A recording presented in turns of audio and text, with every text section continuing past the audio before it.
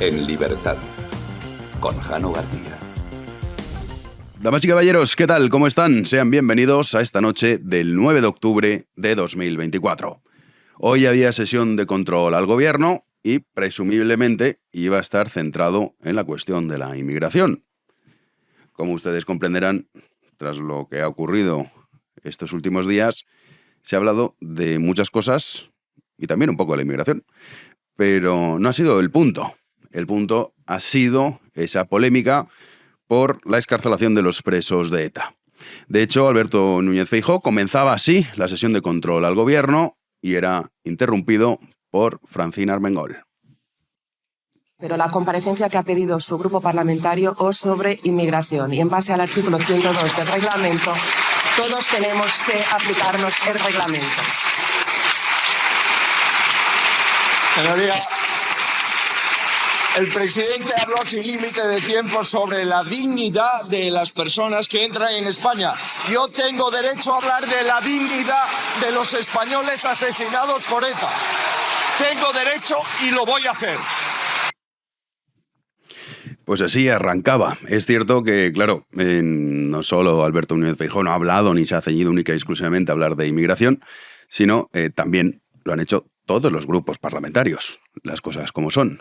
Pero al Partido Socialista no le interesaba que pudiese tanto el Partido Popular como Vox hablar de este asunto. A pesar de ello, Alberto Núñez Feijóo ha insistido y le ha pedido a Pedro Sánchez que retire esa ley. Tiene plazo para hacerlo. También que no todo vale por estar en el poder. Lo escuchamos.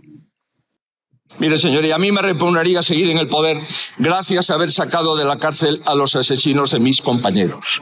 Pero para ustedes esto les da igual. Con tal de seguir en el poder, sacan de la cárcel a cualquiera. Señorías, le pido expresamente que retire la ley que deja sin efecto más de 300 años de prisión a los condenados por terrorismo de ETA. Tiene 5 días. Hasta el 14 de este mes. Si le queda un mínimo de conciencia, le ruego que lo aproveche y recapacite. ¿Qué respondía Sánchez? Pues que le da todo igual, que por el poder está dispuesto a lo que sea. Además, se mofaba de Alberto Núñez Feijóo de esta forma. Un proyecto político no es derogar el sanchismo, con el que se presentó el pasado 23 de julio y perdió las elecciones, ¿no? La buena noticia... Sí, yo estoy gobernando y usted está en la oposición.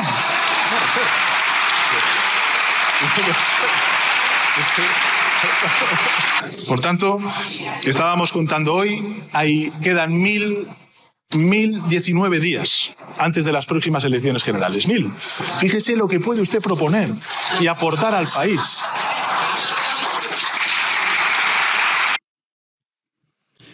Pues así respondía Pedro Sánchez, que no ha hecho alusión a la relación en relación a esos presos etarras, sino que directamente, pues bueno, se ha dedicado a que ellos tienen un proyecto de país, la ultraderecha no, y básicamente a reírse de Alberto Núñez Feijóo.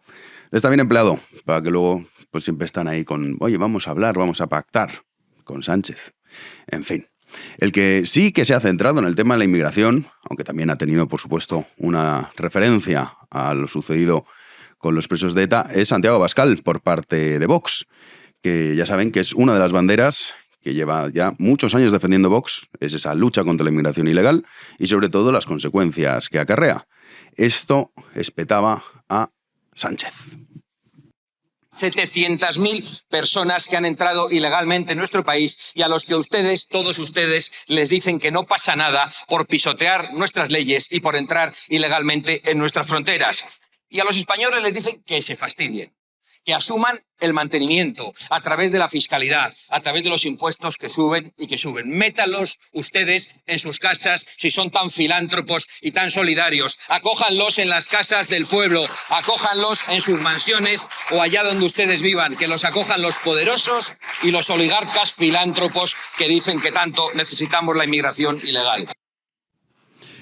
700.000, que se dice pronto. Seguramente ustedes ya habían escuchado previamente que todos los partidos, con la excepción de Vox, había votado a favor de regularizar a 500.000 de inmigrantes ilegales que hay en España. ¿Esa cifra por qué ha aumentado? Pues porque han decidido que no, que también se puede ampliar hasta la actualidad. Estaba previsto hasta el año 2021, no, hasta ahora. Sumarían en torno, insisto, a 700.000 inmigrantes ilegales que verían cómo obtienen la nacionalidad española de la noche a la mañana. Estos son los que dicen combatir la inmigración ilegal, cuando es evidente que este tipo de medidas lo que hace es el efecto llamada, es todo lo contrario. Esto es lógico. Hay un punto que resaltaba Santiago Abascal diciendo, bueno, pero si tanto os gustan ustedes, métaselo en sus casas. Esto es como que ya hemos visto en varias localidades en los que gana el Partido Socialista o gana Bildu, que dicen, oye, no, que van a poner aquí un centro de menas y salen a protestar. Porque claro, para ser progre uno necesita no pagar directamente las consecuencias de ello. O sea, está muy bien defender la ocupación, pero que no te ocupe en tu casa. Está muy bien defender la inmigración ilegal, pero que no esté en tu barrio. Está fenomenal defender la ley integral de violencia de género siempre y cuando no te acaben denunciando a ti. Ellos sí que se lo pueden permitir, porque no sufren las consecuencias de esa inmigración ilegal. Pero el gran disparate hoy ha sido el anuncio de Pedro Sánchez, que dice esto, no me lo puedo creer. No, real. Sánchez anunciaba que iba a homologar los títulos universitarios de países tan punteros como Senegal, Gambia, Mauritania y Guatemala. Dices, no me lo creo. Sí, escuchen. Vamos a agilizar la homologación de títulos académicos de aquellas personas que quieran venir a trabajar a España. Vamos a poner en marcha un nuevo programa de migración laboral para facilitar las contrataciones en origen de países como Mauritania, como Gambia, como Senegal, Guatemala, tal y como, por cierto, están recomendando todas las instituciones expertas en migraciones y que, por cierto, una posición que defendía el Partido Popular hasta hace poco cuando decidió empezar a competir con Vox en las Olimpiadas de la xenofobia. Bueno, ¿esto qué es lo que implica? Pues lo que han escuchado. Que usted llegará a un hospital y estará Mamadou, de la prestigiosa Universidad de Gambia, que solo hay una en todo el país, por cierto, esa, y será el que le opere. O sea, aquí tenemos médicos que no pueden trabajar en ciertas comunidades autónomas porque es que no me habla usted catalán, pero a un tipo de Gambia, de Mauritania o de Senegal, no, vengan. Aquí tenemos gente que, precisamente para ser médicos, se tiran largos años de estudios. Y muchos de ellos acaban yéndose, igual que pasa con los ingenieros o con esa fuga de talentos que se llama. Para que ustedes hagan una idea, en el caso de España, el último informe publicado por el BBVA a este respecto, aproximadamente 400.000 personas, que se dice pronto, 400.000 personas con estudios superiores se fueron de España. Esto, evidentemente, tiene un coste económico y es de 155.000 millones de euros. Se estima que esa es la pérdida económica de esa marcha de talentos, que luego además no deja de ser una inversión. Porque si algo bueno tiene que todo el mundo pueda acceder a la educación, es que bueno, tú inviertes en formar médicos, ingenieros, y luego ellos, digamos que trabajando en España, pues devuelven esa inversión. Pero claro, si se marchan, no. Y muchos se van porque las condiciones aquí no son las mejores. Esto lo anuncia en un país, como es el caso de España, que lidera la tasa de desempleo general, juvenil y femenino. Que te dice que un tipo que ha obtenido su título en Gambia, en Mauritania o en Senegal vale exactamente lo mismo que el título obtenido aquí. Por supuesto, ¿esto qué va a provocar? Pues que las condiciones obviamente no van a mejorar.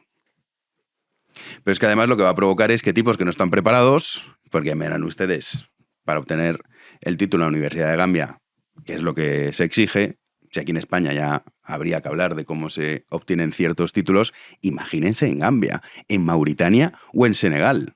Pues no, van a venir aquí a realizar todos esos trabajos que muchos españoles dicen, no, yo me largo, pues las condiciones aquí son pésimas. Pero no solo en el sector, por decirlo de alguna manera, de los médicos y los ingenieros, no, es que también en el sector transporte. Vendrá un tipo que dice ser camionero y que tiene la licencia de camionero, pues eso, en Mauritania. Y vendrá aquí. Es un disparate. Claro, acaba Sánchez diciendo, no, es que esto es xenofobia, porque si no estás a favor de esto, entonces es poco menos que el referente de tu vida es Hitler, si no te gusta esto. Dice, hombre, a ver, si es que no tiene nada que ver con la raza, se trata única y exclusivamente de formación. ¿Qué tipo de disparate es ese? Que una persona pueda trabajar exactamente igual, hacer el mismo trabajo, que un médico que ha estudiado en España largos años, un tipo que, insisto, que le anda el título en Gambia. Pero es que nos hemos vuelto locos. Pero como ellos tampoco sufren la inmigración ilegal, seguro que Sánchez, y seguro que a su mujer, esas operaciones de estética tanto le gustan, no las aplicará a un médico de Gambia. Seguro que ellos no. ¿Quién lo sufrirá? Pues los de siempre. Los que menos poder adquisitivo tienen. Resulta que el progreso es llegar a un hospital público y te atienda un chamán. Y te diga, no, pues un caldo para curar esto de cuerno de rinoceronte. Ya, vale. Es un delirio absoluto. Es un disparate. Vivimos en un manicomio. Comenzamos.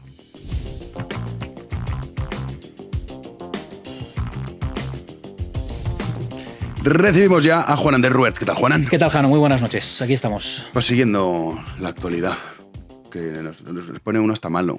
Sí, es muy intenso todo, pero bueno, por desgracia, pues tenemos que seguirlo e informar a nuestros espectadores. Desde luego que sí. Además, sobre este tema, el rey ha hablado. Sí, que sí. Muchos no se habrán ni enterado porque no ha salido prácticamente en ningún sitio. No. Ha trascendido más otra cosa que ahora comentaremos, ampliaremos a continuación, pero vamos primero con ese discurso del rey Felipe VI, que ayer estuvo en Vitoria, en el País Vasco, para inaugurar la Conferencia Internacional de Alto Nivel sobre Víctimas del Terrorismo, organizada por Naciones Unidas. Durante su discurso, el monarca elogió el compromiso con la libertad y la solidaridad de las víctimas del terrorismo, las que ha definido como un faro ético para toda la sociedad.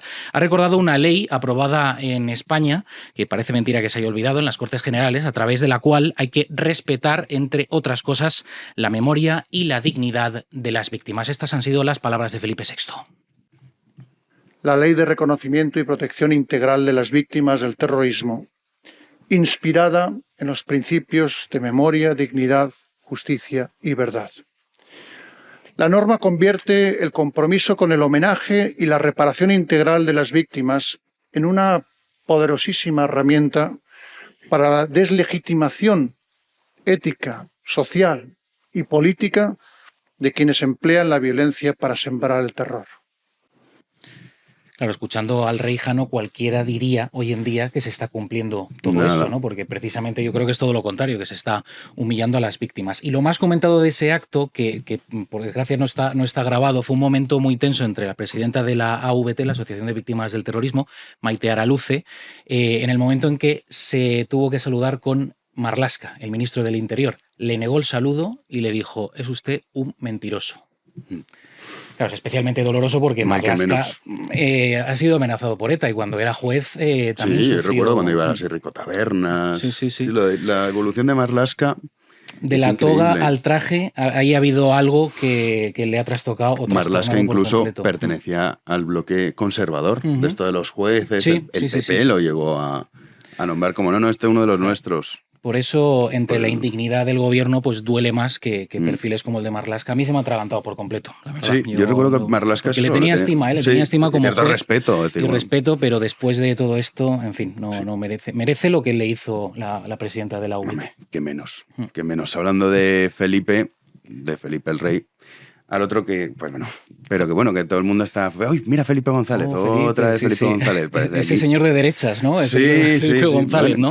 O señor serio. Bueno, la vieja guardia socialista ataca de nuevo, no es ninguna novedad, más bien viene siendo la tónica habitual en los últimos años entre los históricos dirigentes socialistas y más después de todos los atropellos que estamos viendo. El que ha vuelto a arremeter contra el Partido Socialista, lo estábamos comentando, ha sido Felipe González. Anoche en el canal 24 horas de RTVE cuestionaba que este fuera el gobierno más progresista de la historia. Que el gobierno no me está representando con esos pactos con Esquerra o con esos pactos con... el gobierno más progresista de la historia. Es una ofensa a la razón, porque progresista, porque el gobierno más desigual en la redistribución del ingreso de la historia. Claro, viendo toda la deriva del Partido Socialista, uno puede pensar que en aquel momento, pues claro, Felipe González, un socialista sensato, ¿no? Pero hay que decir que de aquellos polvos estos lodos, Jano. Hombre, claro. Lo que pasa es que, claro, es tan terrible lo que está haciendo ahora el Partido Socialista, que ya no es ni partido ni socialista ni nada por el estilo, ahora es todos a las órdenes de Sánchez. Claro, parece que Felipe González es Santa Teresa de Calcuta, pero nada más lejos de la realidad. No, en absoluto. Y perdón por mencionar a Santa Teresa, pero es que me ha venido a la cabeza y digo, es que no puede Sí, ser. pero cala. Igual que ves a Alfonso Guerra y tal. Y Claro, sí, un pacificador, ¿no? Y claro, la propia izquierda, o esa izquierda ahora que pasa absolutamente por el aro de todo lo que dice Sánchez, dice, pues es gente de derechas, ¿no? Que se han hecho fachas de repente, ¿no? Se conserva bien, ¿eh? 82 años tiene 82 años, sí. El tío En el momento no le falla mucho la memoria. Pero no tiene ningún impacto. Esto es el mismo rollo que íbamos escuchando cuando dice, mira lo que ha dicho Felipe González, esto va a hacer que los socialistas... ¿Qué va? No va a cambiar en absoluto. No. Bueno, ni el propio Felipe González se hace caso a sí mismo. Luego acaba votando al PSOE. Ahí está la cosa. O sea, que dices, bueno, oiga, además que ya es mayor, ya tiene un recorrido largo, ya puede hacer lo que le dé exactamente la gana a Felipe González. Bueno, hace falta ser mayor para hacer lo que te dé la gana, pero vamos con el Francomodín. Francomodín otra vez Otra vez claro. Franco. No es sorpresa que aparezca siempre en los momentos más delicados del gobierno, ya vienen unos cuantos desde que empezó el mes de septiembre. Cuando vienen curvas, el gobierno saca a pasear el Francomodín, en este caso para pedir la ilegalización de las asociaciones que exalten el franquismo. Esta iniciativa de los socialistas, que por cierto se ha tomado en consideración, ha contado con 314 votos a favor y solo 33 en contra. Por lo tanto, arrancará su tramitación en las Cortes. El PP, en este caso, sí que se ha apoyado en ese Francomodín porque ha votado a favor de esta iniciativa. Los únicos que han votado en contra han sido los de Vox, que por cierto este partido le afeaba al propio PSOE su historial, su largo recorrido historial, partido centenario. Lo hacía el diputado Ignacio Oces, que le recriminaba esa persecución parcial solo hacia el lado que a ellos les interesa. Son ustedes los que vienen aquí a hablarnos de historia a estas alturas. Pero, señorías del PSOE, tengan mucho cuidado con la historia. En particular, con la historia de su partido. Porque la historia de su partido es una historia aterradora y criminal, que está muy lejos de la democracia, de la paz y del respeto a la ley y el orden, sobre todo también durante la Segunda República. No, tiene toda la razón del mundo, pero es el problema de ligar la historia a la memoria, porque la memoria, nos guste o no, es selectiva siempre. Entonces, claro, es muy fácil decir, ¿no? Solo los que me molestaban a mí, ¿no? Porque los otros... Lo del PP es de traca, ¿eh? Porque hay que recordar que el PP...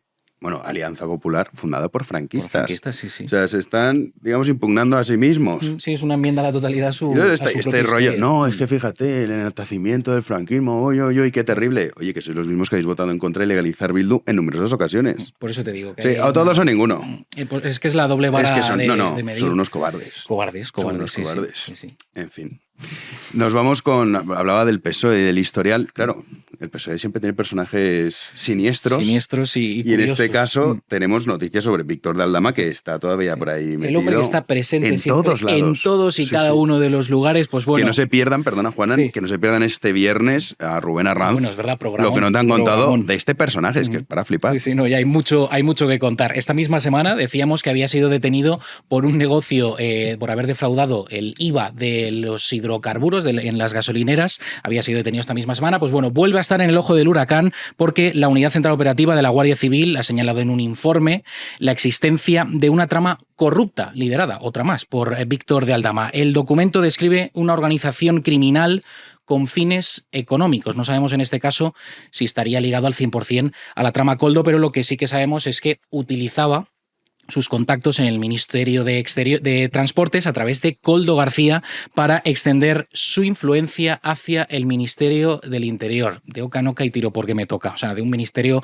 a otro. Koldo habría conectado con Aldama y con Rubén, que es un comandante de la Guardia Civil que ha sido detenido en la operación del Orme, con lo cual pues este informe destaca una vez más, Jano, el rol de Víctor de Aldama en toda esa trama enorme, súper larga, que no se sabe muy bien. Es un laberinto que es esa trama Koldo. El otro día leía, no sé si era en Voz Populi, que este tío, claro, está tan conectado y tenía un teléfono móvil.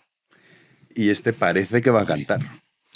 Pues Vamos vistos a ver. los acontecimientos, a mí no me extrañaría, ¿eh? Porque quizá Ábalos es más complicado que tire de la manta en ese aspecto, ¿no? Porque Bueno, que hoy ha tenga pedido, mucho- el pobre Ábalos hoy ha vuelto a pedir que, oye, que me dejen volver al Partido Socialista. ¿Le han abierto la Es que- puerta ya de casa? No, ¿o no? es que no le contestan. Pues si es el hijo pródigo, Pues para que veas. José Luis Ábalos. Para que veas cómo es el PSOE con los suyos. Es tremendo, ¿eh? ¿Romano paga traidores o qué? En No, este al caso. revés, y pobre José Luis. A ver si viene. Me gustaría entrevistarlo. Bueno, eso sería... Lo reventaríamos, ¿eh? Pero no creo que se preste. Hombre, si viene por lo de Del, se le pregunta. Oye, que en todo- todas las entrevistas que le han hecho, nadie le ha preguntado, oiga, pero vamos a ver, ¿usted qué hacía en la T4 y qué narices había en las maletas? Porque viene ¿Qué Delcy pasó ahí? Rodríguez, ¿qué hacía? Y este tío, Aldama, Sí, con sí, usted. sí. Ahí detrás. ¿Pero esto qué Coldo, Sí. y una señora que tenía prohibido pisar suelo de cualquier país del Sí, sí, espacio espacio Schengen. Schengen, sí, No sé, son cosas muy complicadas. Pero bueno, lo que sí que sabemos es que estaba Ábalos y este señor, Víctor de Aldama, Sí. que no se perdía una el tío. No, o no, sea, en es- todas. 7 veces. ¿Te acuerdas que el otro día con Rubén Sí. Arrancilupe dijimos, este no estuvo en el hotel de San Petersburgo con tal? Era este y el otro, Hidalgo. Ah, Hidalgo también Eran, estaba sí, metido ahí. los dos. Sí, Bueno. sí. No, desde Alucinante. luego, les va a la fiesta. Sí, sí. Esta Rubén gente. Arranz el viernes va Eso es. porque este nombre lo escuchamos, pero Ujú. creo que no somos conscientes No, hasta, no, de todo lo que hasta hay. qué punto llega. Ujú, Nos correcto. vamos a la tertulia.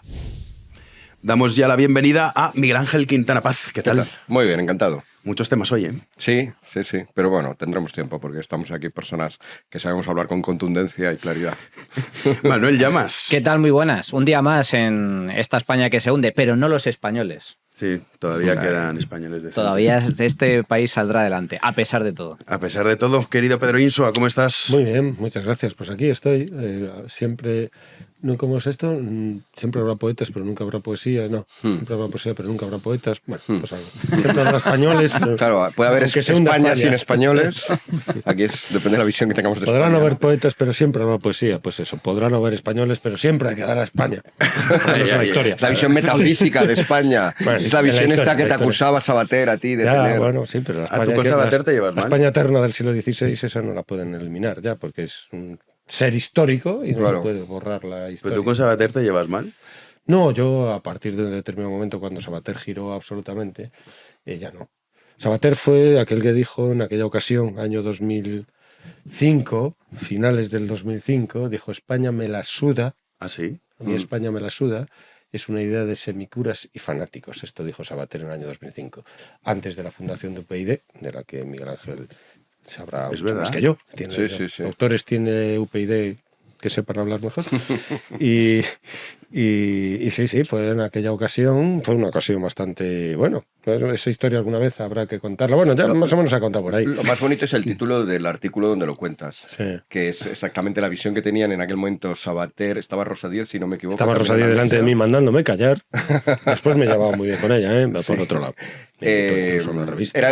Estaba Arcadispada, si no me Estaba equivoco. Arquea de Espada. Era, bueno, lo cuento si queréis. Sí, claro, ya que Venga, estamos. pues ya sí, que yo no estamos, sé nada de esto. porque Cuéntame, la media. va, un poco de Vamos a ver, esto fue cotilleo, venga. con ocasión de la admisión a trámite en el Parlamento, en el Congreso de los Diputados del actual Estatuto de Cataluña, que se admitió a trámite a finales de 2005, aunque se aprobó en el 2006, pues se montó Un lío. una mesa en la que había un gallego, que era Palacio Valdés, un vasco, que era Sabater, un catalán, que era Arcea de Espada, y lo presidía todo Redondo Terreros.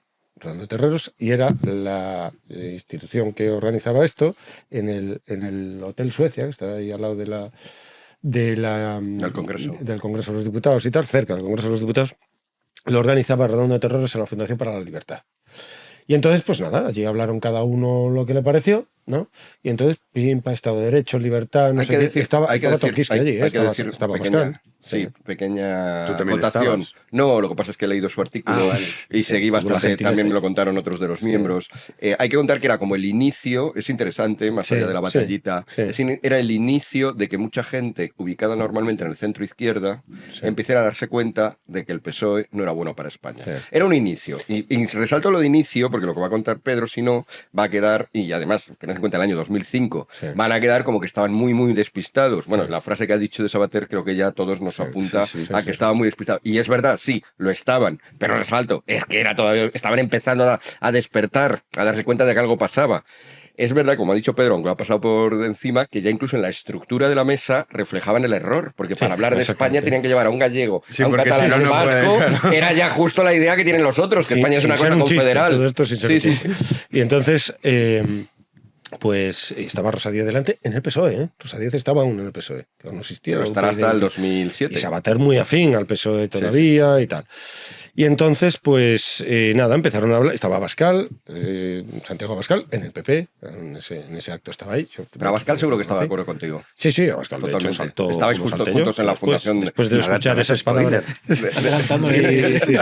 Y entonces, pues nada, hablaron y hablaban, pues, libertad, Estado de Derecho, no sé qué. La palabra España, nunca. Democracia. En ningún momento nunca salió la palabra Estaban defendiendo España. la democracia. Democracia, la Estado de Derecho, todo así, todo, digamos, eludiendo absolutamente aquello por lo cual se atacaba desde el punto de vista tanto del Estatuto Catalanista como del terrorismo que está latiendo detrás, naturalmente, de todo esto, como en el 2004 había sido el atentado del 11 de marzo, ¿no? Entonces, pues nada, en España, nada. Mutis por el foro. La gran ausente, como siempre. Y entonces, yo en plan Pepito Grillo, levanté la mano, no estaba Miguel Ángel, entonces el Pepito Grillo era yo.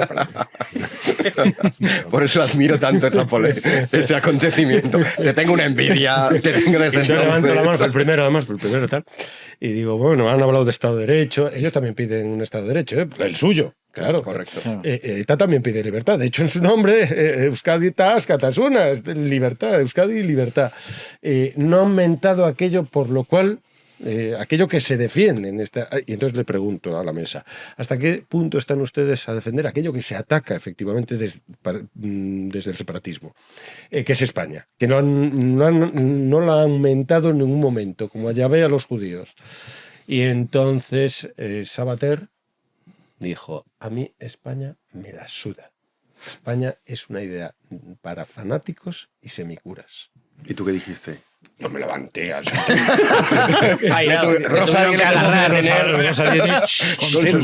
fuerzas. Pues muy mal, yo le decía, muy mal. Estaba diciendo, Abascal también se soliviantó y tal. Después, Arcadi Espada dijo, a mí me la suda Cataluña. O sea, allí fue todo ya tenías que responder.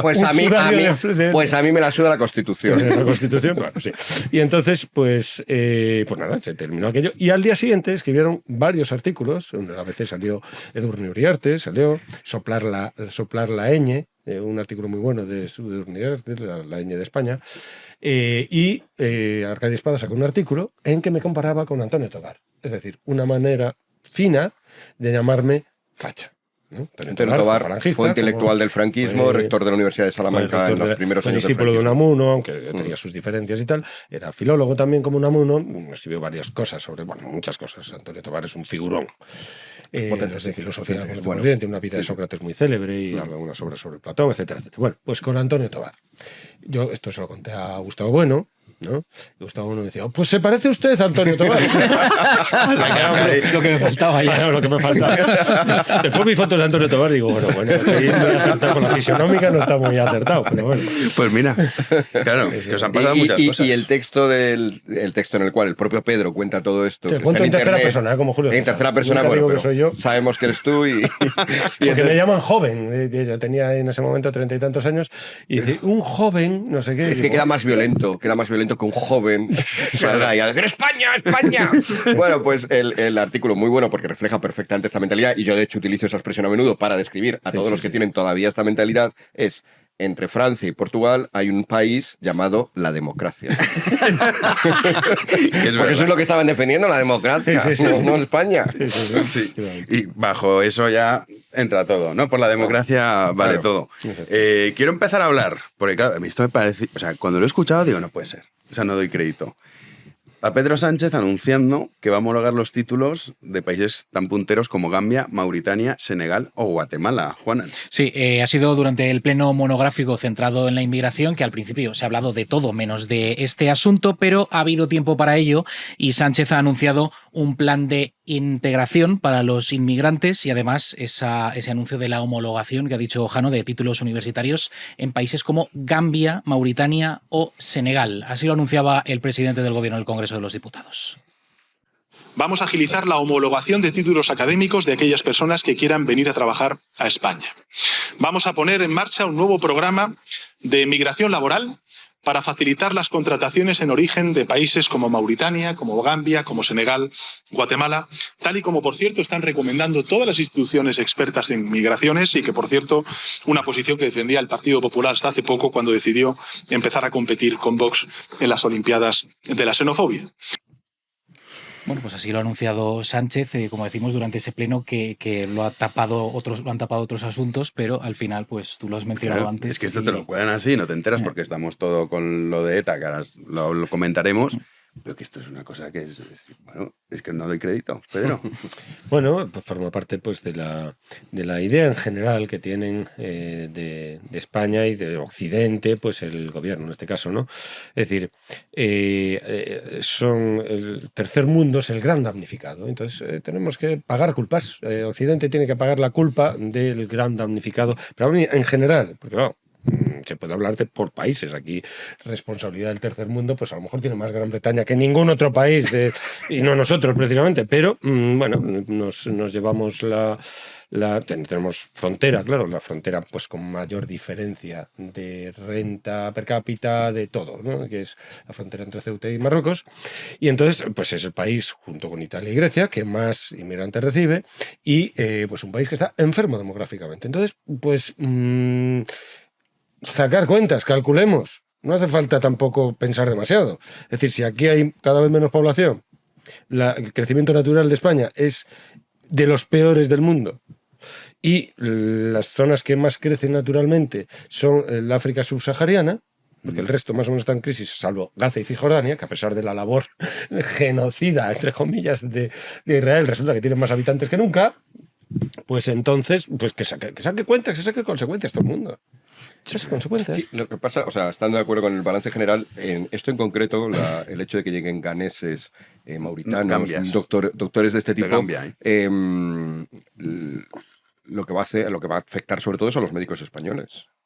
Si ya los médicos españoles tenían que irse muchas veces fuera porque no encontraban aquí trabajo, o no encontraban un trabajo con unas características dignas, ¿por cuánto dinero está dispuesto a trabajar un mauritano en España con todo lo que nos queda todavía de estado de bienestar, con el hecho de poder en unos años nacionalizarse?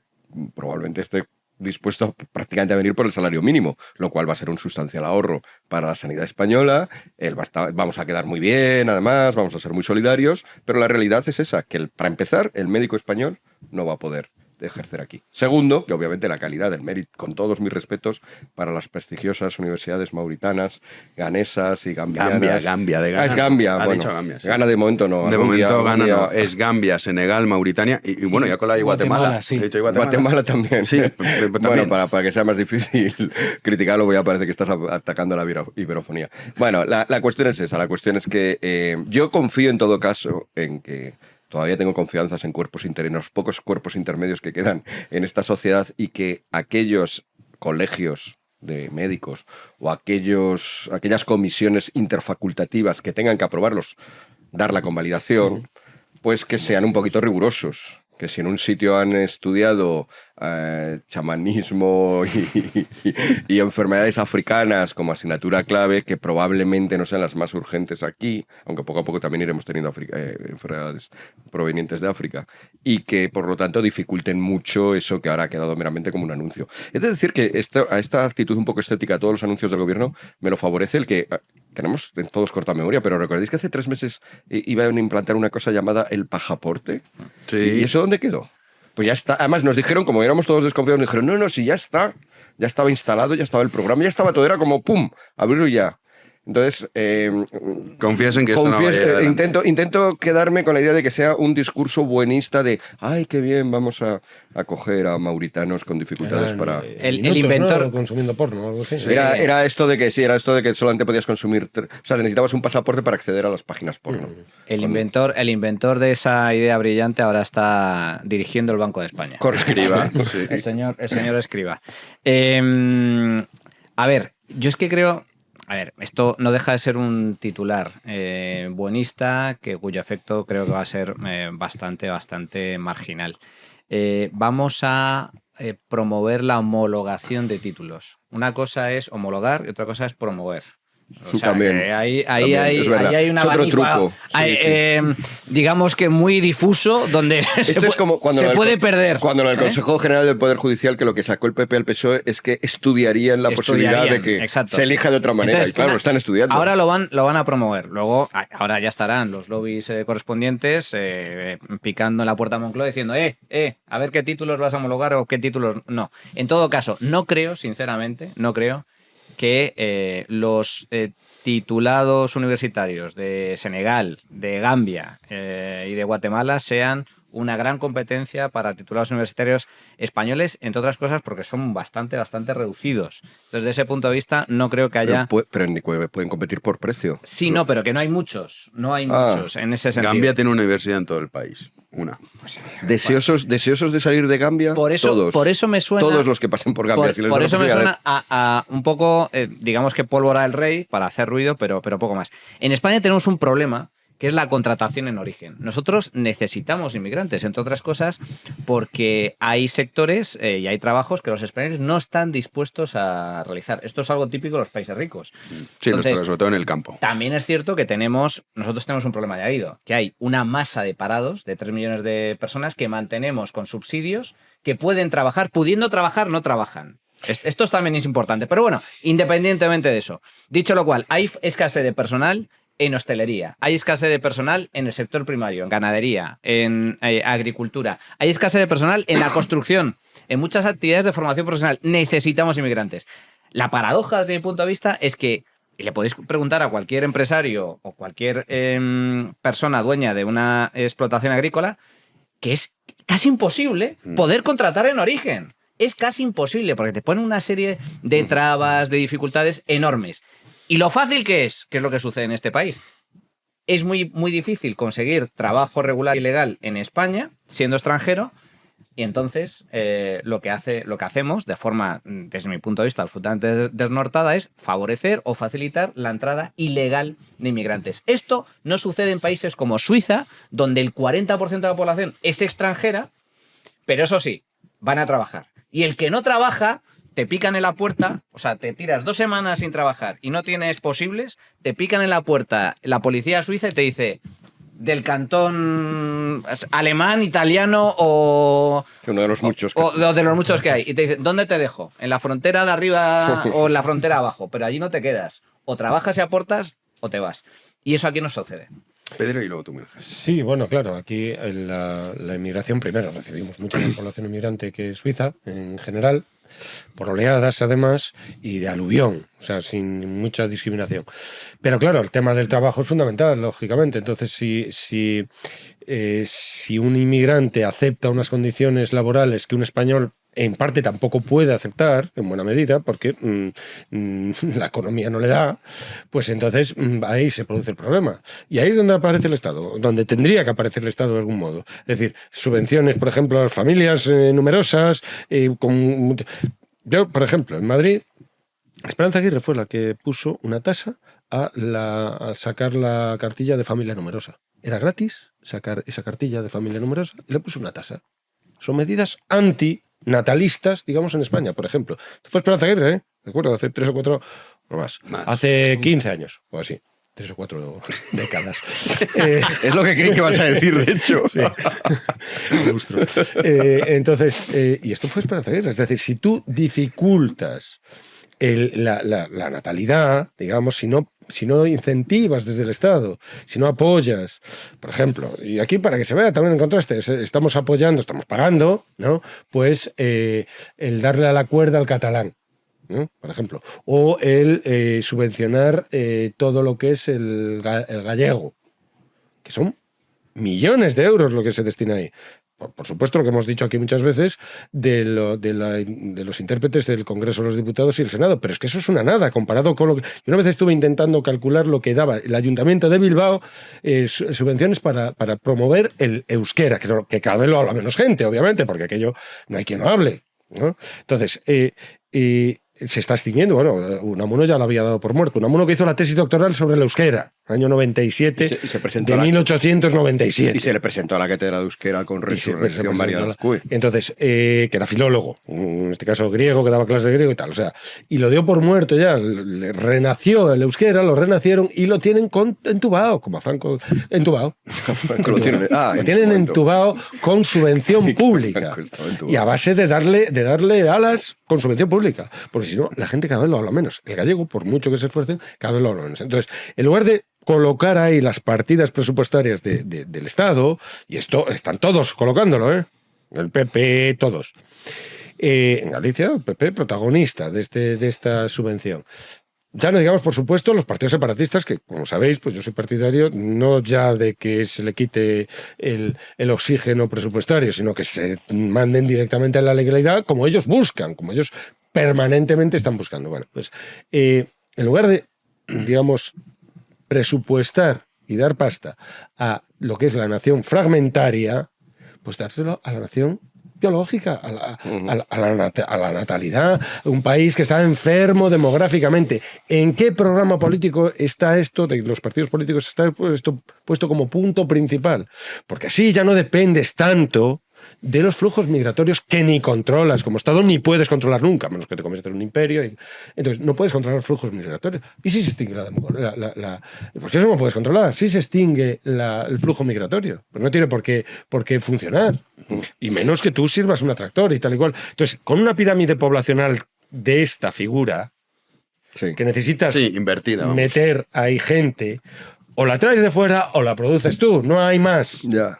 O la generas tú, o la traes de fuera. Y para generarla tú, tienes que tener unas familias que tengan un presupuesto económico mensual, pues que no es economía. Ahora hablamos de eso porque Sánchez ha hecho también referencia a la natalidad, lo escuchamos, pero también un dato que lo comentaba antes, 400.000 personas se han ido de España. Eso es clave. Con estudios superiores. O sea, que no solo es un problema también de... Vamos a hablar luego de la natalidad, sino... entonces, porque sí que es verdad que he dicho que quien no tiene hijos es porque no quiere. Sí, eso es lo que ha dicho. Está el asunto de la natalidad detrás de esto, como bien saca Pedro, pero bueno, a mí me gustaría un poco concentrarme primero en la cuestión. Sí, y ahora vamos luego con la natalidad. Luego vamos con la natalidad. Sí.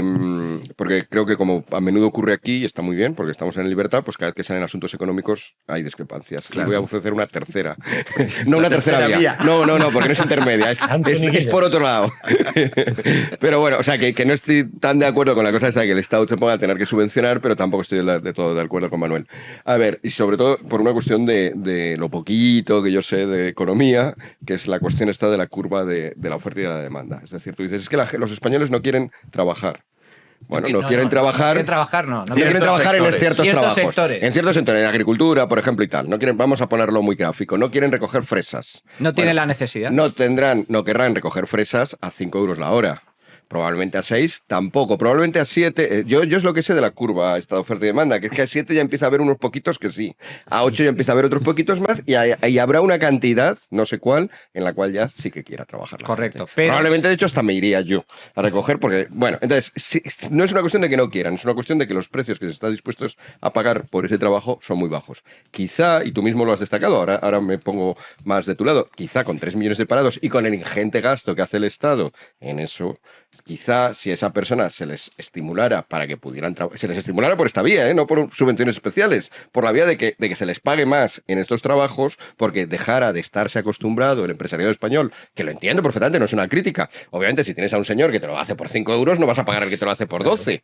Pero dejara de tener a ese señor aquí porque no hubiera inmigración ilegal, probablemente ese gasto extra que le supondría al empresariado, porque tenía que pagar 12 en vez de 5. Sin embargo, dado que el Estado se ahorraría tantísimo dinero de parados que ya no lo estarían y el resto de ineficiencias que esto crea, podrían rebajar impuestos. Aquí me pongo más de tu lado. Y podría ese empresario lo que paga de más, y yo creo que además cualquier empresario un poquito responsable prefiere pagar dinero a la gente que dárselo a sus empleados, que dárselo al Estado. Entonces, yo creo que ese es en realidad el sistema el que hemos montado, que es el de que se pueda pagar muy poco y por lo tanto que tengan que venir inmigrantes, es un poco el que habría que corregir. Es verdad que aquí vendría la objeción de Pedro, que dice, bueno, pero es que aún así van a hacer falta inmigrantes porque aquí no tenemos. Y por eso ese es ya el asunto de la natalidad, que si queréis lo hablamos luego. Manu, ¿quieres contestar algo? Sí, Y pasamos es a la natalidad. el tema de los sueldos en el campo y demás. Tú no puedes ofrecer sueldos por encima del precio de mercado porque los costes, y el factor trabajo es un coste laboral, no los determina el empresario ni los determina el trabajador, los determinamos nosotros, el mercado. Es el precio final de los productos el que determina el coste de los productos. Bueno, pero si entonces, ese precio subiera... No, pero pues entonces no dejaríamos de comprar dejaríamos fresas. De comer. Dejaríamos de comprar dejaríamos de comer, esto no es real. Hombre, ahí yo también sé poco de economía, pero de la demanda, ¿cómo es? Inelástica. Me suena que tiene que ver con esto. El precio... hay demandas inelásticas. Pero a lo mejor no comerías fresas, comerías otra cosa. Hombre, si en toda la agricultura, no comprarías agricultura, productos sintéticos, productos fabricados. Si en toda la agricultura se aplica esto... Pero mira, esto es como las camisetas. O sea, tú dices, ahora hoy en día todo el mundo dice, no, que se fabrica aquí en España. Sí, pero si se fabrica aquí en España, los costes son mayores en el sentido que la camiseta que compras por 5 euros... Yo no veo mal volver a la época en que una camiseta me costaba 15 euros y me duraba 5 años. Lo prefiero a la de ahora, que me cuesta 2 euros y me dura 2 meses. Sí, pero es que antes tú no competías con chinetos de estos países. Ahí es donde ya vamos a discrepar, porque es que yo creo, aquí ya me pongo, yo creo que a lo mejor no pasa nada por empezar a proteger un poco a nuestros agricultores, a nuestra industria. Funciona, Miguel Ángel. No funciona, Miguel Ángel, porque por esa regla de 3, entonces, otros muchos países que no producen alimentos y nosotros nos dedicamos a exportar alimentos al exterior, harían lo mismo. El proteccionismo, el proteccionismo y la guerra comercial es así como el mercado, el libre mercado, es un juego donde todos ganan, no es un juego de suma cero, donde unos ganan a costa de que pierdan otros, sino que todos ganan, es un win-win de manual. El proteccionismo, las guerras comerciales, pierden todos. Pero si ya se da. No, pero es un error, pero a eso me refiero. Es un error. Pero volvamos al tema de la inmigración. Si los españoles, pero si es que no es una cuestión de pagar más o pagar menos, es que hay trabajos que aunque estén mejor pagados, hay mucha gente que renuncia a ellos, no tiene necesidad de romperse el lomo en el campo. Y no hay nada de malo en poder importar mano de obra. Entonces, aquí lo que hay que preguntarse es ¿por qué hay 3 millones de parados y, sin embargo, las empresas dicen que hay escasez de personal en muchos servicios? Hay una cuestión que es de las ayudas y las pagas y las prestaciones, pero hay otra que es que hay gente que no está dispuesta a trabajar en determinados puestos y necesitamos mano de obra. Entonces, lo ideal sería, hagamos fácil entrar con contrato a inmigrantes irregulares y no habría ningún tipo de problema. El problema es que yo creo que estamos con la solución equivocada. El problema es que se está facilitando, promocionando la entrada de inmigrantes irregulares que, por cierto, tampoco pueden trabajar porque no tienen permiso de trabajo y se generan guetos de marginación. Hay muchos países en el mundo, nosotros mismos, fijaos, los españoles hasta hace muy poquito emigrábamos. Íbamos a Alemania, íbamos a Reino Unido, íbamos a Hispanoamérica. ¿Y qué íbamos? ¿A cobrar ayudas o a trabajar? Íbamos a currar. Sí, claro. Sobre la natalidad, porque todo esto es que está ligado. Está ligado, ¿no? Sí. Entonces, vamos a escuchar, Juanan, lo que ha dicho hoy Pedro Sánchez en el Congreso. Sí, sobre este asunto que estabais comentando sobre la natalidad, Pedro Sánchez se ha referido al problema demográfico que va a tener España a partir de 2025 y ha dicho que solo puede resolverse mediante un aumento de los trabajadores extranjeros, porque decía Occidente no quiere tener hijos. En Occidente, muchas familias no tienen tantos hijos como antes, entre otras cosas porque no quieren. Y esa es una decisión que, les guste o no a algunos, todos debemos aprender a respetar como sociedad. Y por eso, señorías, nosotros creemos que la verdadera clave para superar el reto demográfico pasa también por gestionar e integrar el fenómeno migratorio. Pasa por refutar.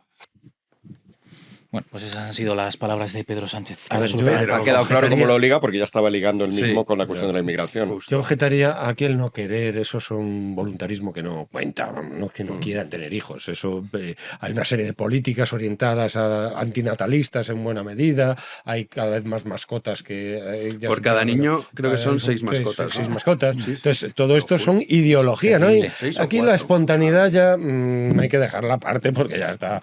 No quieren tener hijos, no. No hay una serie de condiciones y tú como gobernante pues puedes poner esas condiciones. Pero a lo que voy. Manuel dice, el mercado libre, eso es una fantasía. Es una fantasía liberal. Primero, no hay un mercado homogéneo. En Europa existe. El mercado no es el mercado. Hay diversos mercados y articulado en función de la presión de determinados países. El mercado en la economía siempre es economía política, siempre depende del Estado, de los Estados, de la articulación de los Estados, de las relaciones entre los Estados. ¿Proteccionismo no fue Estados Unidos con determinados productos europeos? Ahí hubo proteccionismo, porque siempre hay un margen de proteccionismo, por supuesto. Tú tienes naturalmente que hay fronteras y naturalmente que hay pues en esas fronteras hay todo tipo de impuestos que tienen, aduanas, etcétera, etcétera, siempre. Esa fantasía de la lenonista, de John Lennon me refiero, de no haber fronteras, no es real, no es real, las fronteras están ahí permanentemente. Para empezar, el Estado tiene un atributo fundamental que influye en la economía radicalmente, que son los impuestos.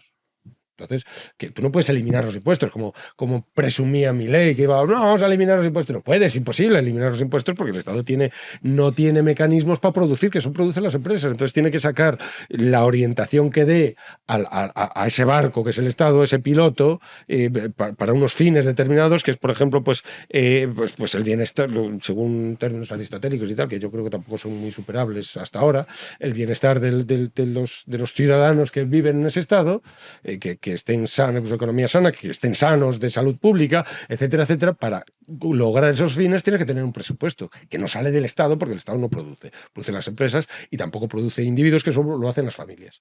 Entonces, tú como Estado tienes que tener una orientación y siempre el Estado va a influir en la economía. El mercado no es libre nunca. Libre en el sentido de que esté ajeno completamente a la acción del Estado. Es imposible. Eso cuando no existía el Estado, en la prehistoria, estamos hablando del comunismo prehistórico y tal y cual, pues ahí no hay Estado y hay una economía más o menos rudimentaria y tal, pero fíjate cómo vivían la esperanza de vida, que era 40 años y ya está, y muertos allí delante de un mamut o lo que fuera. Entonces... la natalidad. Entonces, la natalidad. Aquí en España... Sí, esto es la natalidad. Es que se había quedado del anterior segmento. Claro, yo no voy a volver. Objeción. Yo también me quedé con ganas. No, pero la primera objeción es la del mercado, es fundamental, porque el mercado no es unívoco ni es uniforme. Y entonces... O sea, tú estás en contra de que los españoles hubieran emigrado antes de la Guerra Civil, cuando aquí no moríamos de hambre, a buscarse la vida a países hispanoamericanos. Yo no estoy en contra. Es que son dos cosas diferentes. Pero ¿cómo voy a estar en contra de eso? Es un fenómeno histórico que no puede estar en contra. Un fenómeno histórico, pero es igual. Antes no había fronteras, en el sentido de que no había problema en irse a Estados Unidos, Europa, muchísimos millones de... Vamos, Estados Unidos es una combinación de europeos. Pero Hispanoamérica es una combinación de italianos, griegos, españoles y portugueses. No es comparable. Pero algún que otro alemán. Hasta Hayek decía que el hecho de que exista el estado de bienestar altera completamente. Os estáis desviando del debate. Sí, pero ya estaba, es el mismo debate. La natalidad tiene que ver con la economía, supone primero empresas y familias. Y familias, gente que pero ¿qué ha dicho Sánchez? ¿Qué ha dicho? La gente no quiere. No quiere o no puede. Eso ya lo contesté al principio. Es decir, aquí no hay espontaneidad, no es que no quieras, que tú si diriges una política determinada, y por eso hablo de la política y la economía política, una política determinada a favorecer, por ejemplo, pues eso, la fragmentación del país, la fragmentación promoviendo, pues, estando preso además en este caso, pero que lo hace voluntariamente también, no tiene más remedio que estar preso de los votos de Junts per Catalunya. Sí que tiene, podría hacer otras cosas, pues no las hace, porque la orientación política es fundamental.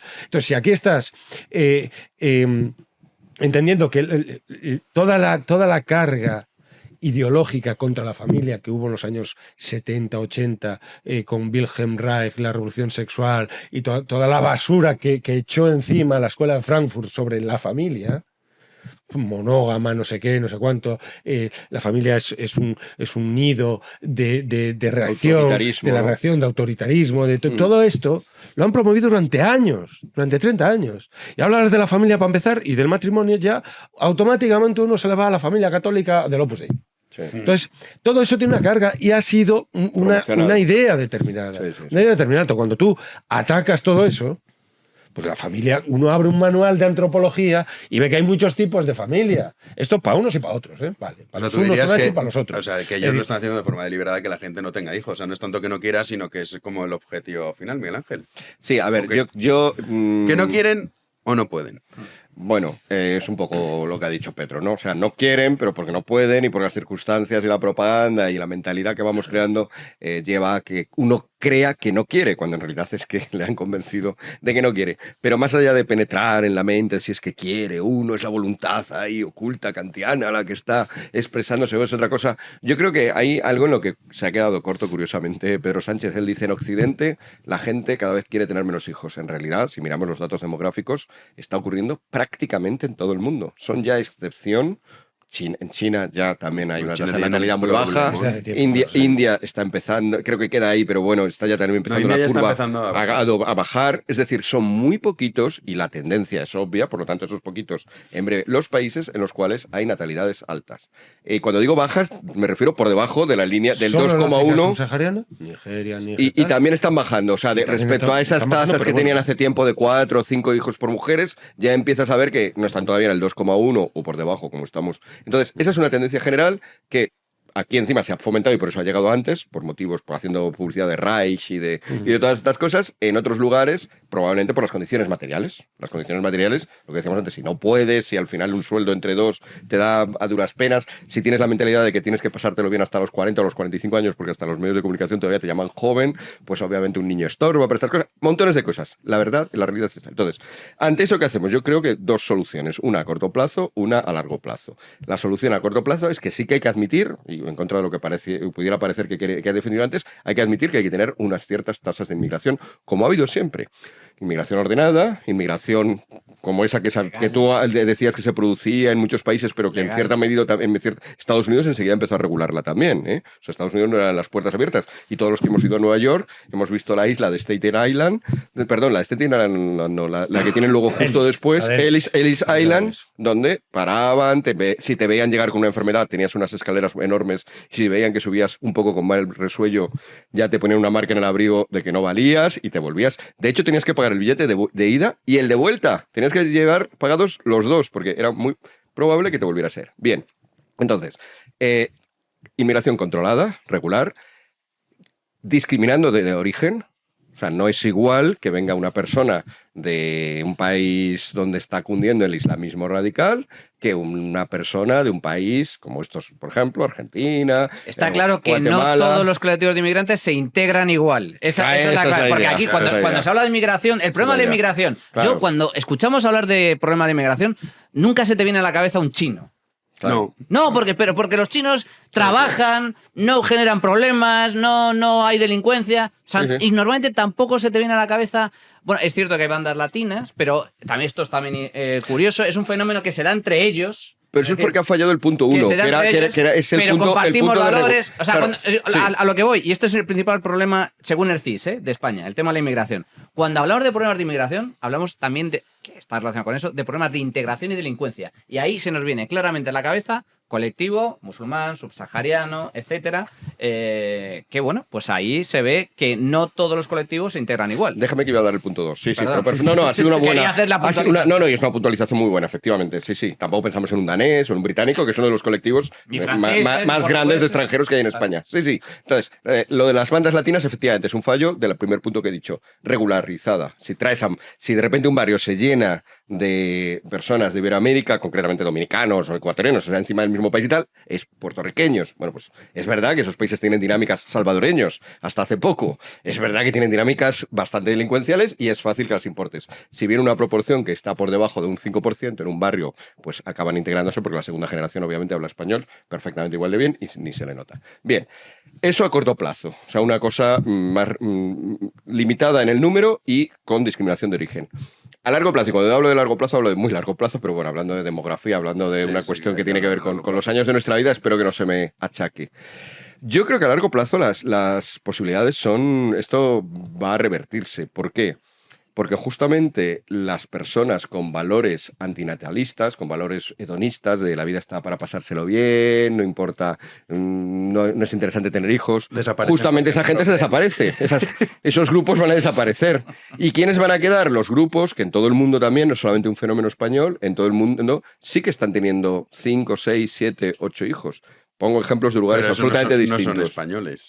En España los hay. Voy a poner primero el Pero ejemplo. muy Israel, pocos. por ejemplo, los llamados ultraortodoxos israelíes, de hecho está calculado que en unas cuantas décadas probablemente empiecen a ser mayoría en Israel. tienen Porque un están teniendo problema. una tasa, el resto de Israel tiene tasas parecidas a las nuestras, ellos la están subiendo muchísimo. Otro ejemplo, también raro, los Amish en Estados Unidos y parte de Canadá. Los Amish están teniendo, son comunidades que hasta ahora contemplábamos como una cosa rara, a día de hoy están teniendo 6, 7, 8 hijos, en unas cuantas décadas empezarán a ser una población significativa de lo que conocemos como Estados Unidos, mientras que la... Coño, pero Miguel Ángel, lo cuentas como, imagínate una Israel llena de ultraortodoxos, macho. Bueno, es el mundo, prefiero un Israel o un Estados Unidos lleno de Amish que un Estados Unidos vacío.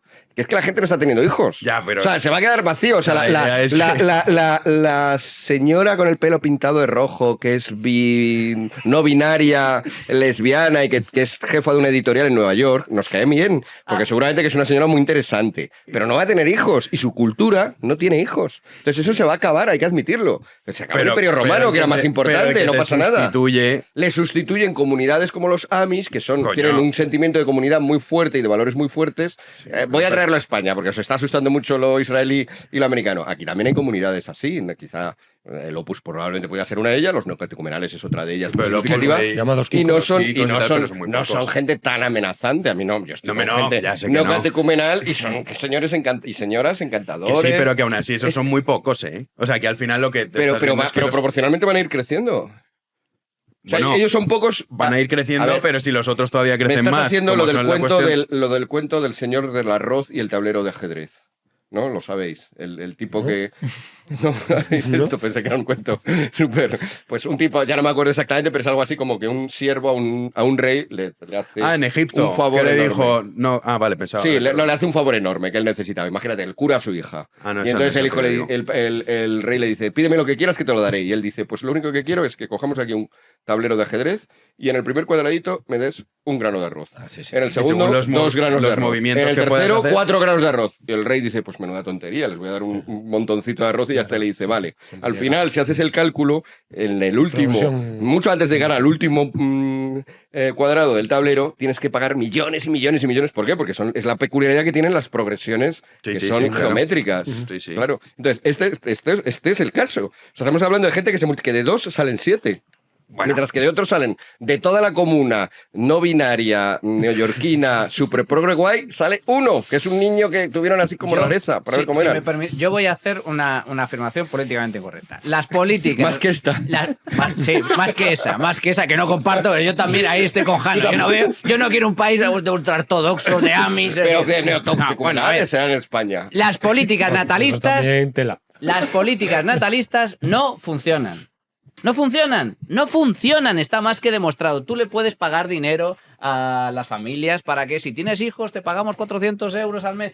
No funcionan las políticas natalistas. Y la prueba está en que la economía no es el factor determinante. ¿Por qué? Porque conforme la gente se va haciendo cada vez más rica, cada vez tiene menos hijos. Y esto es así. sí, Esto así es así en todos los países del mundo. Sin embargo, la natalidad es muy alta en los países pobres. ¿Quieres que sea más políticamente incorrecto? Ahora, que era gente ahora, vaya a flipar con esto. por una cuestión de valores. A No, ver. simplemente, ¿por qué? Bueno, Y aquí somos, los valores. somos cinco hombres, ¿no? Bien. Que yo sepa. ¿Cuántos hijos habéis tenido? aquí cuántos hijos?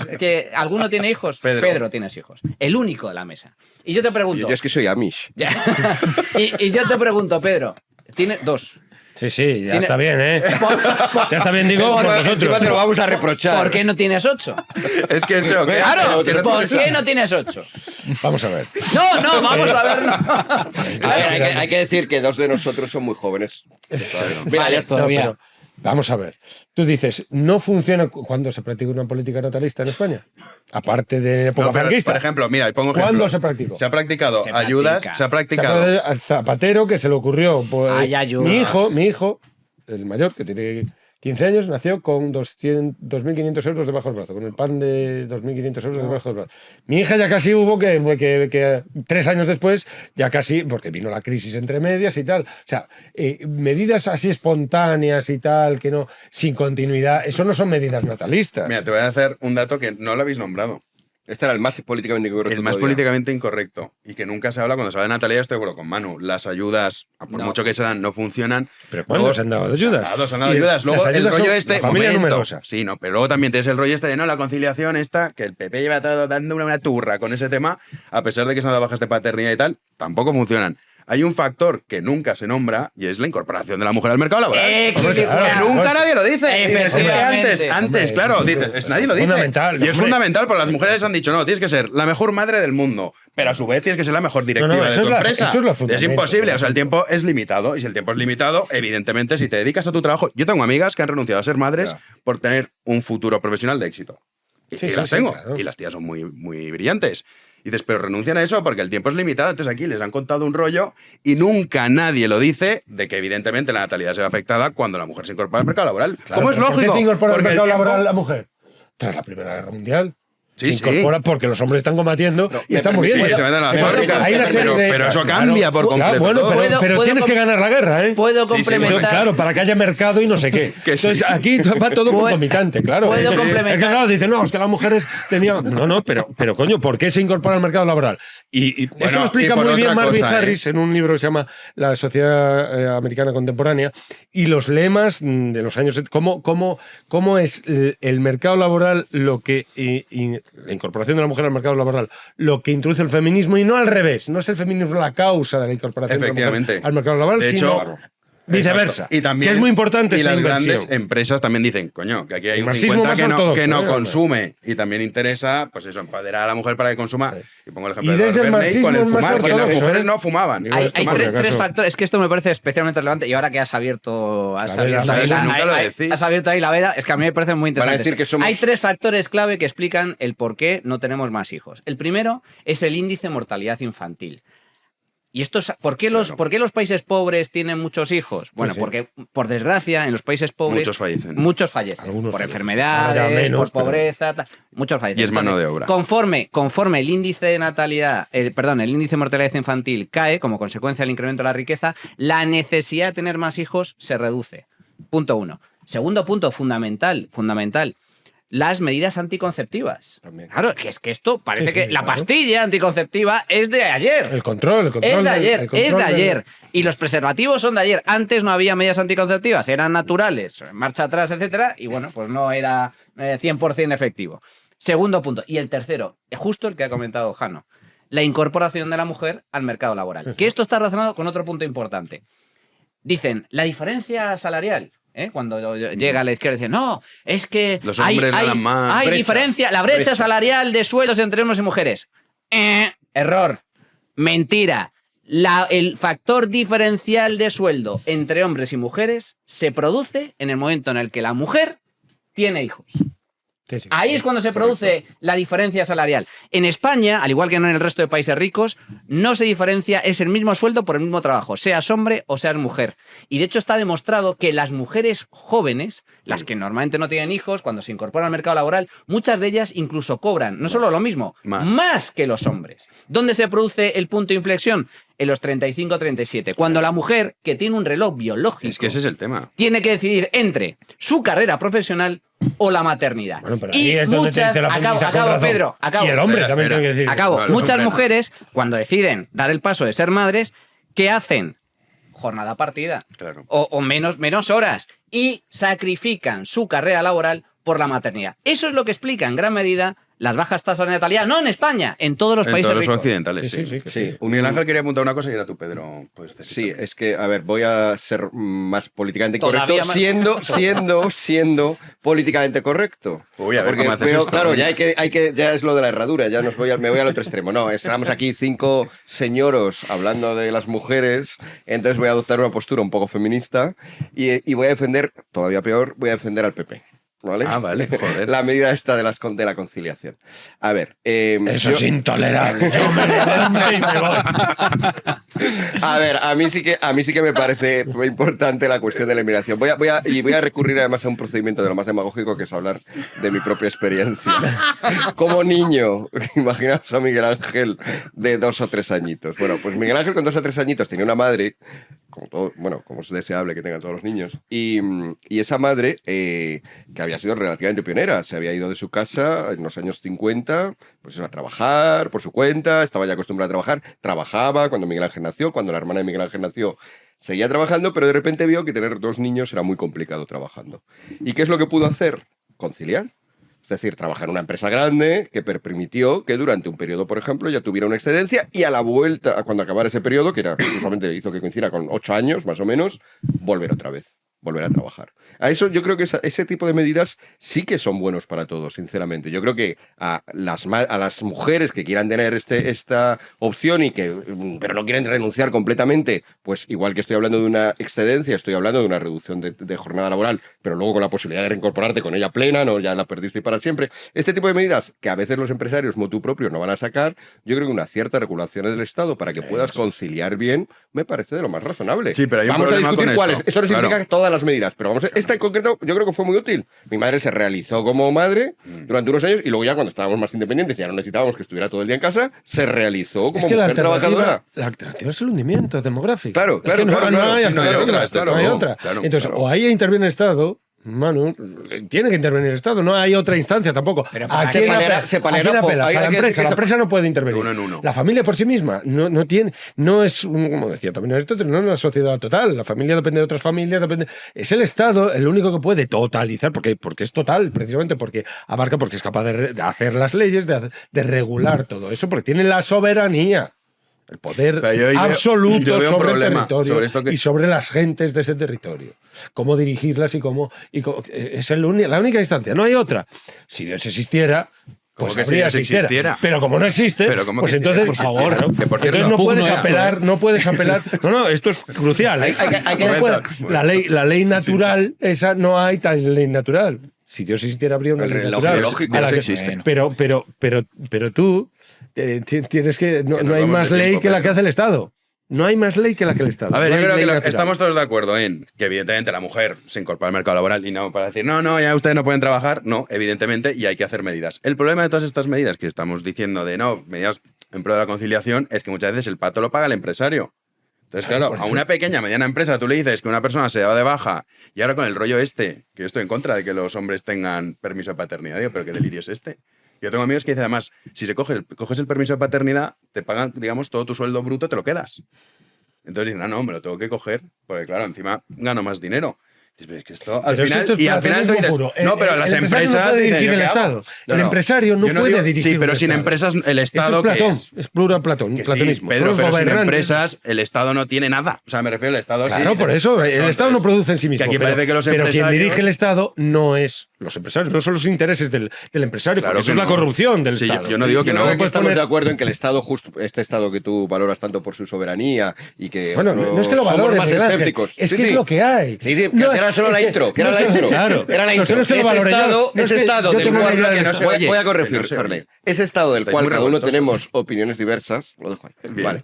Ese Estado, a pesar de que tenemos opiniones diversas, estamos de acuerdo que es justamente este tipo de cosas las que tendría que hacer. No hacer leyes que hagan que las empresas tengan una carga más que afrontar. Claro, eso sino ser él, igual que pones tú la ley, tú pones la responsabilidad. Bueno, Manuel yo creo que quiere que el Estado desaparezca allí. Sí, poco a poco. Pero bueno. Cuanto menos Estado, mejor. Y yo creo que eso está más que demostrado. Pero volviendo al tema de la conciliación y demás, a ver, es que en última instancia es una decisión. La última. Es una decisión personal de las mujeres. Mujeres. A ver, las mujeres se han incorporado al mercado de trabajo y está. Y algunas mujeres, lógicamente, pues priman su carrera profesional y otras el tema de la maternidad. Pero hay una cuestión biológica que no podemos desdeñar y que está relacionado con eso. Entonces, el tema de la natalidad es algo general. Yo creo que las políticas en todo el mundo desarrollado y las políticas natalistas, como es el tema de la conciliación o el tema de las ayudas a bebés, etcétera, no es una cuestión económica, porque la prueba está en que somos países ricos, con renta mucho más alta, y por una cuestión, y esto aquí entramos si queréis en el tema de los valores. En el tema de los valores, llegado a un punto, tener muchos hijos supone también un sacrificio o menos tiempo para ti. Más responsabilidad, etcétera. Entonces, hay una combinación de factores que explican esa baja natalidad y es muy difícil revertir esa tendencia. Pero tú que estás, Manuel, a favor de la libertad de las mujeres.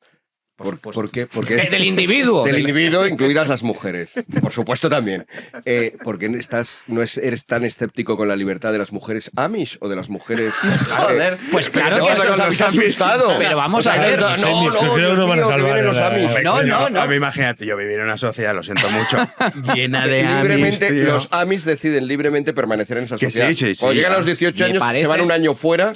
¿Sabéis cuál es la tasa? Se van un año y beben Sí, a mí también me alcohol, parece muy toman bien. drogas, Sí, a mí me parece muy tienen bien. sexo. Cuando se tiran un año fuera de la comunidad, al cabo del año les preguntan, con 19 años, ¿quieres volver o no? ¿Sabéis cuál es la tasa de los que vuelven? Es muy alta. Altísima, 98%. Pues una cuestión... O sea, es una libertad absoluta. Pues es una cuestión de... Pero yo no me he pronunciado en contra de los Amish. Lo que no veo es una Estados Unidos dentro de 100 años lleno de Amish, porque volvería al siglo XVII con los carruajes y tal. Ese futuro utópico que tú ves, no lo acabo yo. Claro, es que Miguel Ángel lo da como la solución, tío. Eso no. Eso no. Pero todo mi respeto a los Amish. Haremos un día un especial sobre los Amish, Miguel Ángel. Y los ultraortodoxos. Y los ultraortodoxos. Y los neocatecumenales, que ya solo el título ya les deja un poco, a los kikos ya les deja un poco los neocatecumenales. Sí, para suavizar se puso Kikos y tal. Por el nombre de, Nos dejamos aquí temas que no ha dado tiempo, porque hoy estabais muy revoltosos, todos. Así que nada, vamos a despedir ya. Pues si no Lo llegamos siento, a la no HD. volverá a suceder. No, que estoy hablando borbónicamente. Oye, mira al rey Arturo y lo que le están sacando ahora. Ya, ¿Tú te crees a estas alturas? Mira, un hombre que se dedicó a procrear. El rey. Sí. O sea, tenía que ser más valorado. Después que no sabemos muy bien dónde están los frutos. Pero cumplió, es la función, a ver los hilos. Es la función fundamental. Bueno, para empezar, 3. Sí que lo sabemos de 3. O sea que ya duplica la tasa de España. Sí. Ya solo. No, y es la función fundamental, ¿no? La dinastía, mantener. O sea, es una idea clara de la nación. Qué buena reina ha sido doña Sofía. Sí, hablando ya de todo un poco. Sí, hablando de todo un poco. Bueno, vamos a despedir dando gracias a los socios, en este caso a Enrique de San Clemente y a Juan José de Valdeaveruelo. Yo este pueblo no lo había escuchado nunca. Pero muchos seguramente. Valdeaveruelo. Tiene 8.000 España. Sí, estoy aprendiendo un montón de pueblos españoles gracias a los nuevos socios del canal. Así que nada, mil gracias por sumarse y desde aquí, como siempre, animamos a que se sumen los que todavía no son socios y también nos pueden mandar preguntas y vamos a meter hoy una de nuestra socia Manuela, pero es que se nos va el tiempo, entonces lo haremos mañana. Así que despedimos ya. Mil gracias, Miguel Ángel. A vosotros. Ya hablamos de los Amish otro día. Te veo entusiasmado, no desconocía. Sí, bueno, es que es un caso de multiculturalidad que cuando a uno le interesan esos temas, pues hablaremos. Manu, te veo el sábado por la mañana con Economía en Llamas. ¿Ya tienes pensado de qué? Seguramente hablaremos de impuestos y de alternativas al infierno fiscal que vive España. Paraísos fiscales. Ah, ¿dónde nos podemos ir? Refugios fiscales. Eso es interesante. Estos 400.000 jóvenes que se van. Siempre hablamos de inmigración, de la gente que llega, no de los que se van. 400.000 jóvenes al año. Pues sí, así es. Pedro, te veo semana que viene. Muy bien. De los Amish, la idea que tengo es la de Viggo Mortensen, ¿no? Allí ponen Viggo Mortensen, protagonista en Único Testigo. Bueno, protagonista. Sale Viggo Mortensen en esa película. Sí, Harrison Ford. Harrison Ford es el protagonista, obviamente. Sí. Kelly McGillis. Es que no es una película muy interesante. No tenéis ni idea de Único Testigo. Ahí se ve Peter como. Weir. Sí, hay que verla. Hay que verla y luego hacemos el Cineforum acerca de la vida en los Amish. Bueno, Juan Andrés. Mañana más, si Dios quiere. Estamos todos a ver si intentamos mantener la cordura. Sí. Porque... Es que, claro, al final te vuelves loco siguiendo la actualidad política. Eso lo dice siempre Miguel Rovira y tiene toda la razón. Tú sigues la actividad política en España, acabas tumbado para probar esta mesa. Héctor, mil gracias por estar a los mandos y a todos ustedes. Regresaremos mañana y nos pueden acompañar una noche más aquí en Libertad, en Big One Media. Muchísimas gracias por estar ahí.